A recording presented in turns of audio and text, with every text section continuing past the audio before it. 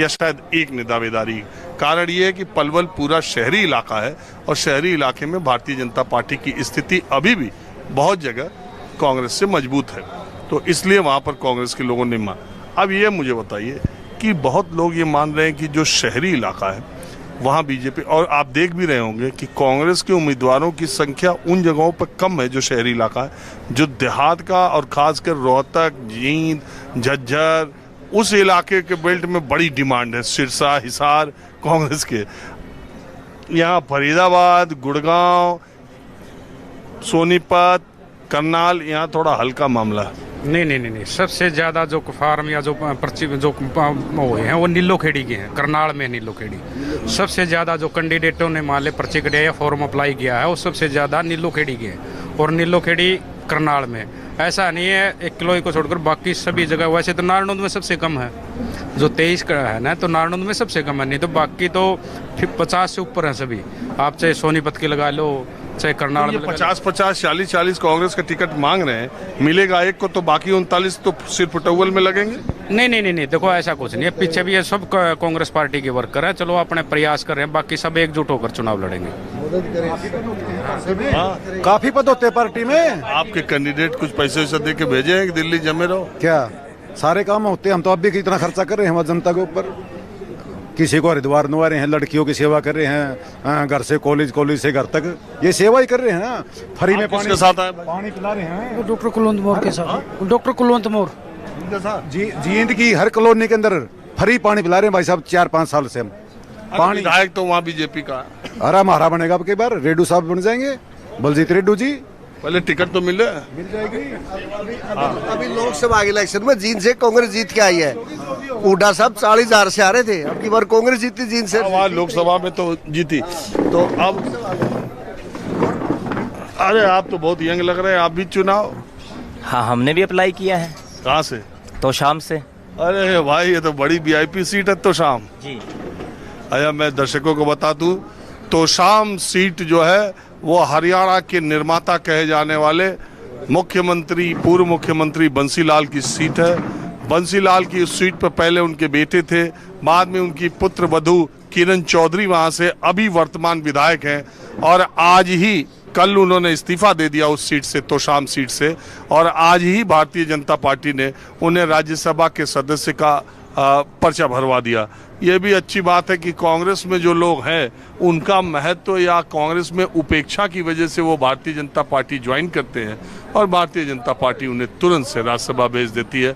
अशोक चौहान को आपको पता है लोकसभा चुनाव से पहले एक ही दिन पहले उन्होंने विधानसभा से इस्तीफा दिया महाराष्ट्र, अगले दिन भारतीय जनता पार्टी ने उन्हें राज्यसभा भेज दिया। इसी तरह RPN सिंह उत्तर प्रदेश के नेता को आप जानते होंगे, उन्होंने कांग्रेस पार्टी से इस्तीफा दिया, 2 साल के भीतर बीजेपी ने उन्हें भी भेज दिया।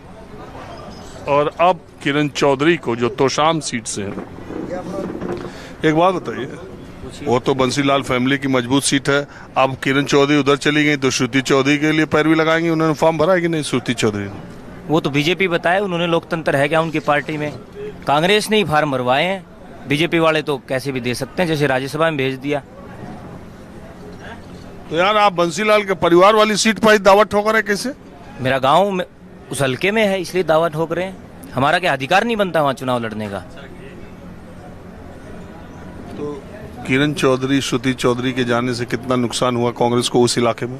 कांग्रेस को कोई नुकसान नहीं हुआ है। इसका उदाहरण जब किरण चौधरी मैडम जी ने बीजेपी ज्वाइन की थी, बीजेपी दफ्तर पे दिल्ली के अंदर, तो वहाँ पे लगभग 200-250 व्यक्ति होंगे, सारे कार्यकर्ता नाराज हैं वहाँ पे। चौधरी बंसीलाल से लोगों का प्यार है, लेकिन ये लोग चौधरी बंसीलाल की विचारधारा के ऊपर खरे नहीं उतरे, तो जो कार्यकर्ता है उनमें नाराजगी है। और उसका उदाहरण लोकसभा चुनाव में जो चुनाव नेताजी रावदान सिंह जी ने बहुत चट्टान की तरह लड़ा, जिसमें पक्ष वाली मैडम जी और विपक्ष के चौधरी धर्मवीर जी दोनों मिलके भी पूरा जोर लगाया, तो भी मात्र पूरे हल्के से 8,000 की लीड ले पाए। एक बात बताइए, एक बात ही बताइए, देखिए एक और हरियाणा के चुनाव के बारे में मैं बता दूं। एक IAS अफसर ने एक किताब लिखी है, हरियाणा के 3 लाल, 3 लाल्स ऑफ हरियाणा, बंसीलाल, भजन लाल और देवीलाल।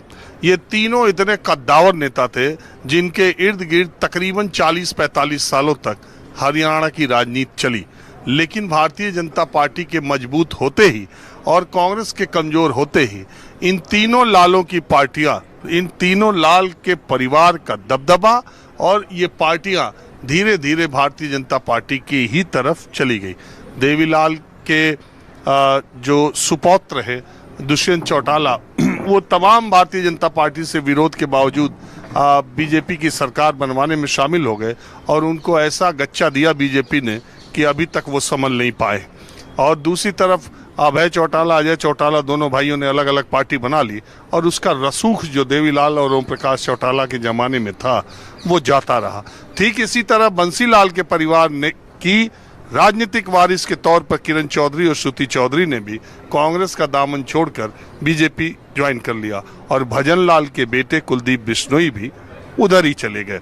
तो यानी तीनों जो लाल हरियाणा के थे जिनकी वजह से हरियाणा और उसकी राजनीति जानी जाती थी, वो 2024 के विधानसभा चुनाव तक आते आते वो तीनों राजनीतिक परिवार इस वक्त राजनीतिक हाशिए पर है। चुनाव के नतीजों के बाद पता चलेगा कि इनेलो और जेजेपी को कितने मत मिले। बहरहाल तोशाम सीट पर पैसा बहुत खर्चा होगा। पैसा इतना खर्चा नहीं हो रहा वहाँ पे, लोगों का प्यार ज़्यादा है वहाँ पे। जो व्यक्ति उनके संघर्ष के टाइम में खड़ा था, किसान आंदोलन में, पहलवान आंदोलन में, अग्निवीर में, ऐसा चेहरा उनको चाहिए। लोग इस बात से वाकिफ नहीं है कि आप यही हुड्डा जी क्या ही है आपका कि उधर सूर्यवाला और शैलजा उधर कुछ दीपक बावरिया ये लोग पर भी जा रहे हैं। आप देखिए, आपने 3 लालों की बात करी, तो मैं कह रहा हूँ कि चौथा लाल आ रहा है, दीपेंद्र भाई आ रहा है, जो हरियाणा का चौथा लाल बनेगा। क्योंकि उनका जो व्यवहार है और लोगों से जो बातचीत की शैली है, जो प्यार हरियाणा मांगे हिसाब यात्रा में सब ने देखा है, और जिसके डर से ये चुनाव जल्दी भी करवाने की कोशिश हो रही है, तो दीपेंद्र भाई चौथे लाल है हरियाणा। हाल है महाराष्ट्र में चुनाव नहीं हो रहा तो इंडिया गठबंधन वाले कह रहे कि प्रधानमंत्री एक देश एक चुनाव की बात करते हैं और महाराष्ट्र के चुनाव लेट करा रहे हैं, एक साथ चुनाव नहीं करा सके।